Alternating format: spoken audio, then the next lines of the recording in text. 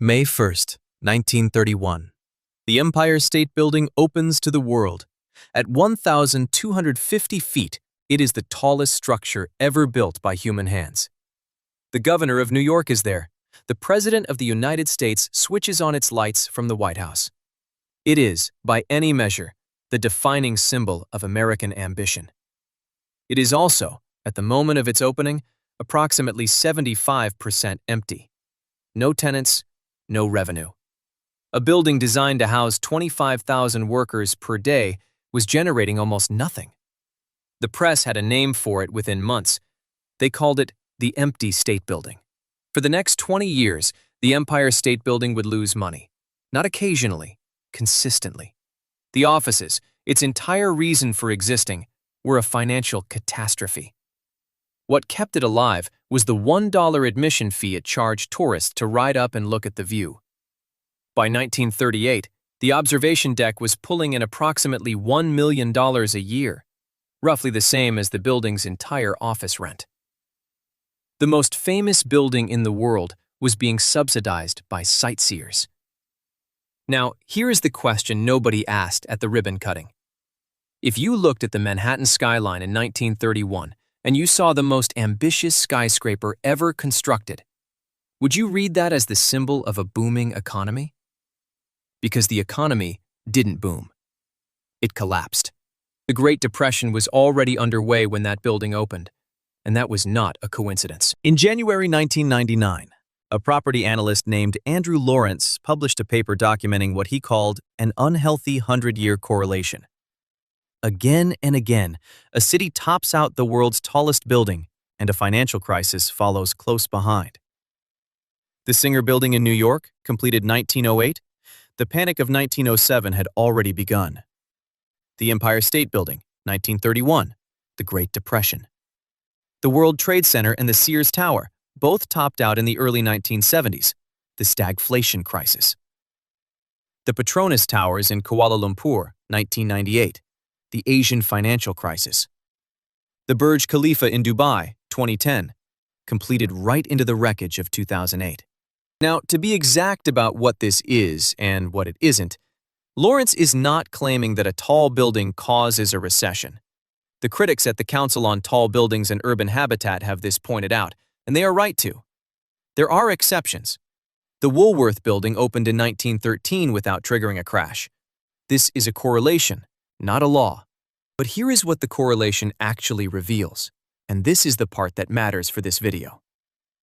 Skyscrapers take years to plan and finance. The decision to build the world's tallest building happens at the peak of a credit cycle, when money is cheap, confidence is high, and developers believe the boom will never end. By the time the building opens, the cycle has turned. The skyscraper doesn't predict the crash. It is the most visible artifact of the conditions that produce one. Jason Barr, an economist at Rutgers who has spent his career studying this, put it precisely. His research found that land values drive future building height, but building height does not drive land values. The tower is not the cause of an expensive city. It is the effect of one. Which means that when you look at a skyline and see ambition and prosperity, you may actually be looking at something else entirely. You may be looking at a city that has already priced out the people who built it. And nowhere makes that clearer than what happened to the western edge of 57th Street over the last 15 years. This is Billionaires Row, a half-mile strip of West 57th Street where, in the space of roughly a decade, developers built the tallest residential towers in the Western Hemisphere. Not office buildings, apartments. Central Park Tower, approximately 1,550 feet. 432 Park Avenue, approximately 1,396 feet.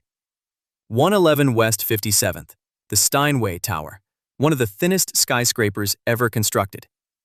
220 Central Park South, where Ken Griffin paid $238 million for a single penthouse. The most expensive home ever sold in the United States. Here is what you would expect that to mean for New York City's tax base. A $238 million property should generate substantial property tax revenue.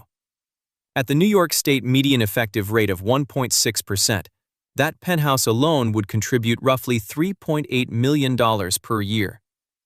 At the U.S. national median of 1.2%, about $2.9 million.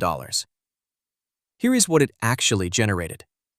According to the Citizens Budget Commission, Ken Griffin's penthouse carried an effective property tax rate of approximately 0.22%. The unit was assessed at around $9.4 million, despite selling for $238 million. That is an assessed value of roughly 4 cents on the dollar. That is not a rounding error. That is a structural feature of the system. The reason this is legal comes down to how New York assesses luxury condominiums and co-ops. Rather than valuing them by sale price, the way a house would be assessed almost anywhere else in the country, Manhattan's super luxury units are valued by comparison to nearby rental properties. In a city where rental stock is under-maintained and rent-stabilized, that comparison produces a number that bears almost no relationship to what a buyer actually paid. The result is that the higher the sale price, the larger the gap between the assessment and reality. The most expensive properties in New York are, proportionally, the least taxed. Now zoom out from one penthouse to the whole strip. 157, the Extel Tower that essentially launched Billionaires Row, took an estimated $65.6 million in 421A tax abatements over 10 years.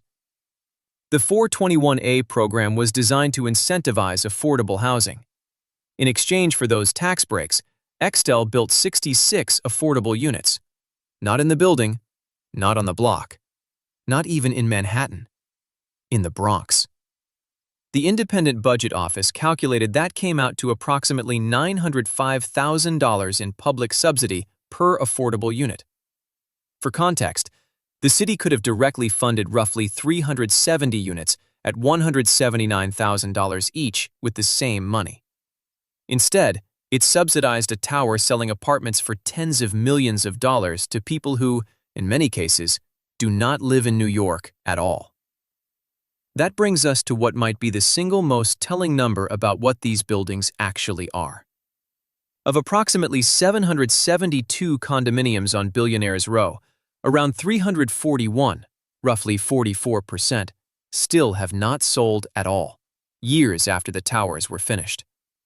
Central Park Tower alone accounts for nearly half of those unsold units by count, and more than half by value. And the units that have sold are often barely lived in. They are pied-à-terre and investment vehicles, owned by people who spend most of the year in another country. Between the unsold inventory and the absentee owners, whole sections of these towers sit dark at night. Journalists have described the result as a ghost neighborhood. Critics, and even a lawsuit against one New York luxury tower, have called these apartments safe deposit boxes in the sky. These are not homes. They are stores of value for global capital, parked in steel and glass above a city that cannot afford to house its teachers and nurses. Here is the thing about a super tall that the aerial photography never shows you. Come down from the sky and look at the street. The base of 432 Park Avenue is not empty, but look at what fills it. A Tiffany flagship. A Richard Mille boutique where a single watch can cost more than a suburban house. And that is the point. The economics that built the tower repriced the sidewalk around it. Street level is no longer for the businesses a neighborhood actually uses. It is for the only tenants who can now carry the rent, luxury brands selling to the people in the tower above. This is the mechanic. Land values in Midtown climbed for decades. As they climbed, developers assembled air rights, the legal permission to build upward, by buying out smaller properties and combining their development potential into a single tower. The 1961 zoning code and the market for air rights made this possible.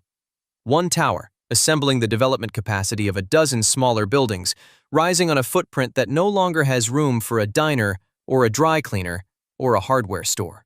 The Costco that opens in a small town hires hundreds of workers at above-market wages. It pulls shoppers in from across a wide region. The surrounding restaurants and hotels fill up. The street-level economy grows. A super tall does essentially the opposite. The units are occupied at best part-time, by owners who shop, eat, and spend in other cities. The ground floor is priced beyond what any normal retail business can carry. The workers who build, clean, and maintain the tower commute in from outer boroughs they can still afford. And the tax revenue that should flow to the city from a $238 million asset is, through legal means, reduced to a fraction of what a middle-class homeowner in Queens would pay on a property worth 1,000 times less. And then there are the shadows. Each of these towers, by virtue of its height and its position along the southern edge of Central Park, casts a shadow that can extend approximately half a mile into the park. For hours each day, in the middle of one of the most visited public spaces in the world, the light disappears. Most of these towers were built without any formal public review. They went up, as architects and planners have noted, under the phrase, "as of right," meaning the existing zoning permitted them.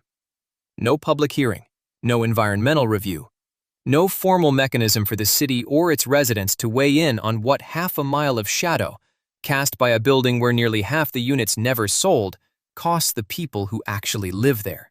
So let's be precise about the ledger. Who wins? The developer who assembled the air rights and sold apartments for tens of millions each. The global capital that bought units as stores of value. The attorneys, architects, and financiers who structured the deals. The program administrators who signed off on tax abatements without calculating the cost per affordable unit. Who pays? The city's tax base, which receives a fraction of what these assets should generate. The displaced businesses and residents who were priced off the block during assembly. The public park that loses hours of sunlight. And the teachers and firefighters in a city with a housing affordability crisis, living in the shadow, literally, of buildings that don't even have their lights on. Go back to the Empire State Building. In 1931, the city looked at that building and saw success. The tallest thing ever built. A proclamation that New York was the center of the world. What it actually was the most expensive monument to misplaced confidence in history. Built at the peak of a credit cycle that had already broken, kept alive for 20 years by tourists, not tenants. A building whose supposed purpose, to house the commercial activity of a great city, it failed at completely. The buildings on Billionaires Row are not the Empire State Building. They are not even trying to be. They were never designed to house the activity of a city. They were designed to house capital. And in that sense, they are exactly what they appear to be. They are doing precisely what they were built to do.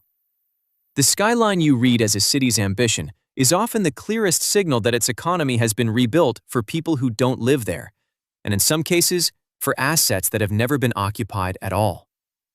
The skyscraper is not the symbol of the city's success. It is the price the city paid for it.